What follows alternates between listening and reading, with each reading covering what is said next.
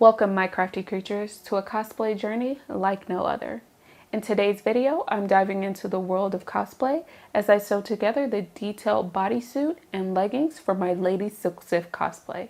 But that's not all. I'll be adding a touch of magic with my Cricut, creating mesmerizing vinyl details that will bring this character to life. Are you ready to join me on this crafting quest? I hope so. Let's get into the video. So when it comes to the pattern pieces that I use for the bodysuit, they're both modified versions of these two patterns. Both of those were McCall patterns that I felt best suited the look I wanted to get. In this unique video, I'll be switching gears due to the time constraints in my race to complete these costumes. With the clock ticking, I'll be taking a faster paced journey through the sewing process, highlighting key moments in this project that you don't want to miss. A standout feature is my creative use of two fabrics to infuse extra dimension into the overall look. As I lay out the pattern pieces, I thoughtfully align the matte fabric with specific parts, while reserving the lustrous fabric for the remaining sections. The center pattern pieces get the dose of elegance with the matte fabric, while the side panels receive the touch of sheen from the shiny fabric. It's all about art of contrast. When it is time to assemble all these pieces into a cohesive whole, my sewing process remains consistent. I kick things off by employing a straight stitch, securing each element to each other with a 5/8 seam allowance. With that stage complete, I transition into my trusty serger and neatly finish the edges.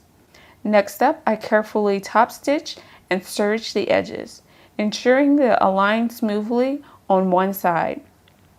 This meticulous process applies to all components, making certain that every seam is uniformly oriented. It's all about maintaining precision and consistency as each element comes together. Although this approach demands more time, I firmly believe it yields the finest overall aesthetic and, importantly, guarantees durable seams over the long run. This meticulous attention to detail ensures that every stitch contributes to the longevity and the impeccable appearance of the final piece. Let's switch gears and bring out my trusty Cricut for a moment to work on the stylish white vinyl accents. I'm lucky to have the patterns I need for this project already done, so it's a matter of ensuring that they are the right size before sending them to my Cricut for precision cutting. In my initial attempt at this, I painstakingly hand cut out the leg pattern. And while this led to the final pattern I'm using now, I'm relieved that I have a more efficient process in place. Alright guys, so I have this laid out right now, prepping for adding the vinyl in. Since this is the only pair of pants I have, I'm going to be testing the alignment. Mainly I'm just going to be aligning this point. And I know that when I originally did these, I had brought it over here, and I just know that I need to bring it here. So I just need to make sure this point lines up, and then I'll angle it here, and then I can iron it on. I have this fancy little thing right here that I'll use to help iron that on.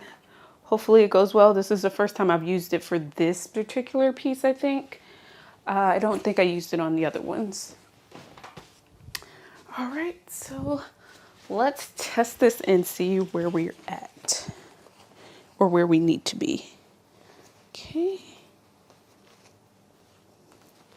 I think this spot is actually pretty good. And I put a towel under here just to help me get that kind of rounded shape that my leg would have. And we're gonna align everything, straighten everything out. And then we'll iron down this part here, and then I'll get to this curved part later. Or I might be able to adjust it so that I can get both. All right, I'm gonna be putting a pressing cloth on top of it. I just have like a smaller one, so I'll just be using that for right now.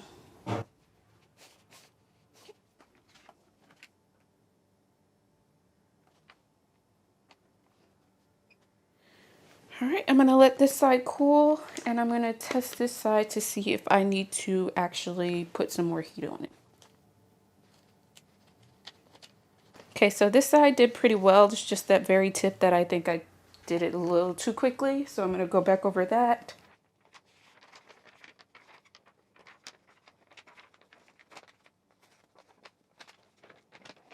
All right, and now we have this piece done.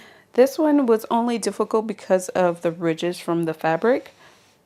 I had to go over it a few times with the heat, but everything looks good and I am so glad. Now I can finish sewing everything together. I gotta add the sleeves on here and we'll be ready to see the final suit. All right, I'm almost finished with this. I've got one of the sleeves in there and pretty much everything done. I'll just need to add the extra fabric for the snaps here. I have the invisible zipper in the back and I did pretty good with it for the first time ever. I did have to take this thing apart like 4 different times, but I finally got the zipper to line up and I got the tape on the inside sewn down so that it doesn't flip out, which makes it a lot easier when you're zipping. My last one, I had some issues with that, and the zipper was also messed up around the neck, which is like the hardest part to zip up. So it usually takes a little more to get that little zip up there. And then I have gone ahead and finished the pants. I realized when I was putting this on, I didn't exactly place it where I wanted it to be. I wanted to be more over here, but it still looks really good for where it is. But I sewed all of that up together. I got this seam and then I put the waistband in, which was a lot easier. And then I've tried it on and it's good to go. I definitely made a mistake using the straight stitches, but I've heard a couple of them pop, but none in places where you could really notice them.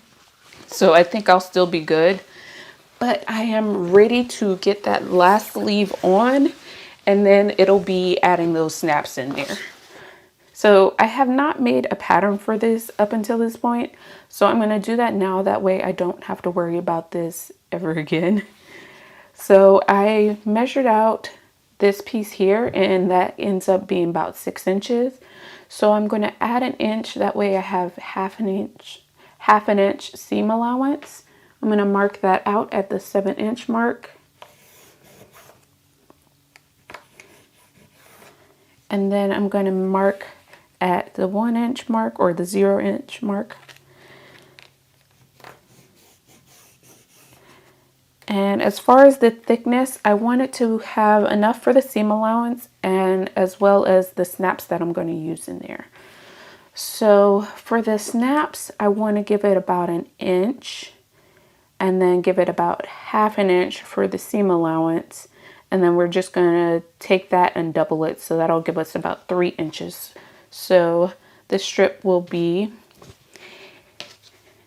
the 7 inches by 3 inches. And then I'm just going to mark in here at half an inch. That way I know where that seam allowance is. All right, and then I just want to verify for this that it'll end up being the same. Yep, it will be. So I'll just need to make 2 of these pieces here. And one thing I like to do with all of my pattern pieces is I like to write on them. So I like to write what costume they go to and what piece they are. And if there's any other markings that I need for those, I'll do that. As well as any information that I need to know about that. So this is for my Lady Silk Sif.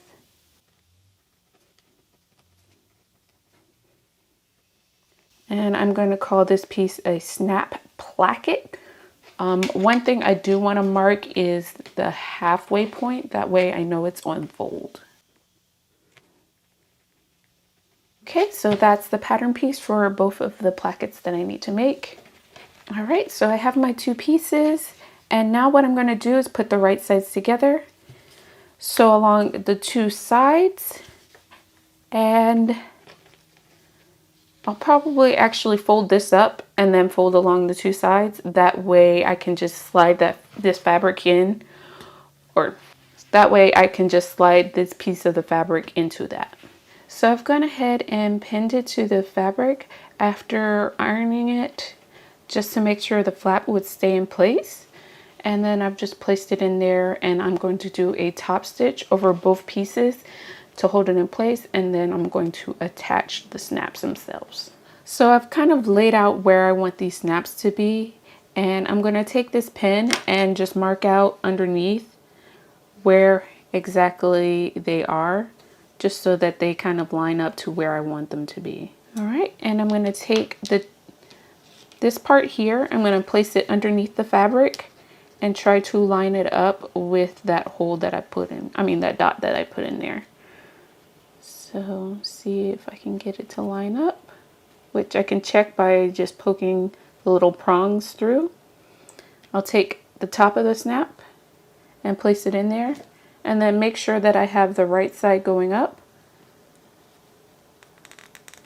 I'll place it in there, and then I'll just give it a firm press a few times just to make sure that it's gotten everything in place.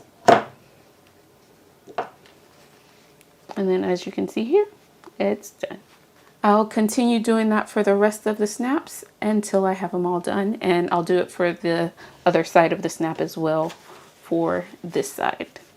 And there you have it, the grand reveal of the finished masterpiece. This marks my third time crafting this costume, and it's easily one of my favorites due to its astonishing transformation. But it's not only about the looks.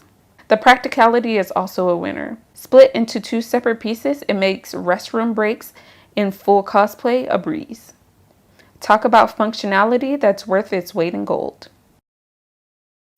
And there you have it, my fellow crafters and cosplay enthusiasts. I've unleashed the art of sewing and crafting as I transform raw materials into the epic cosplay. From intricate stitching to the power of my Cricut, every detail matters in the world of cosplay magic. And if you enjoyed your adventure, don't forget to hit the like button and subscribe to my channel for more creative journeys. Until next time, keep crafting, keep inspiring.